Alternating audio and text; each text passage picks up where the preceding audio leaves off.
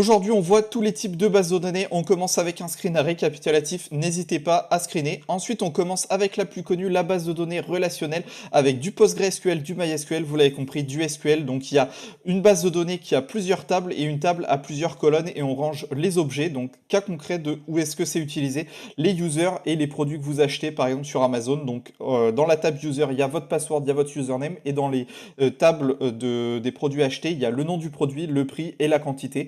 Voilà, donc vous connaissez sûrement, c'est super utilisé. On part maintenant sur du NoSQL avec du key value. Donc le plus connu, c'est Redis. Et à quoi ça sert? C'est un énorme JSON ou un énorme dictionnaire en persistance dans votre base de données. Et ça sert à deux choses. La première, à faire du caching. Donc quand votre API est demandante en ressources, on fait du caching pour améliorer le temps de réponse.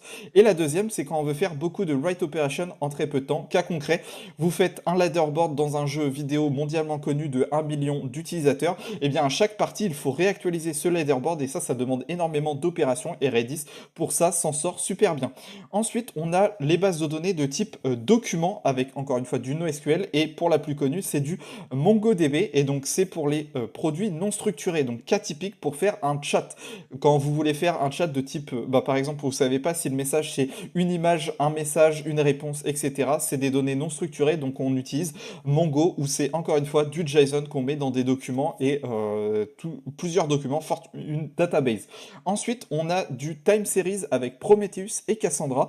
Du coup, comme son nom l'indique, time series, c'est tout le temps en cours du temps. Donc, par exemple, le cours du Bitcoin au cours du temps, l'utilisation du CPU au cours du temps. Voilà, pour ça, c'est utilisé surtout dans l'analytics et dans le monitoring. Donc, analytics, voir le nombre d'utilisateurs dans votre site, et le monitoring, c'est par exemple l'utilisation du CPU au cours du temps.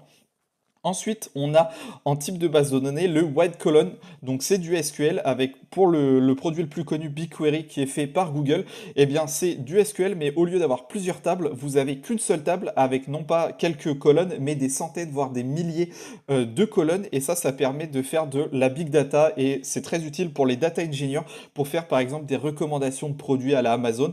Eh bien ici quand vous achetez par exemple un barbecue, ben, on va mettre dans la même table le barbecue que vous achetez, la marque, si vous êtes un homme, quel âge avez-vous, quelle heure, quelle journée vous l'avez acheté, par exemple, si vous achetez un barbecue, la météo c'était quoi, et par exemple, on va se rendre compte que essentiellement les barbecues sont achetés quand il fait plus de 25 degrés.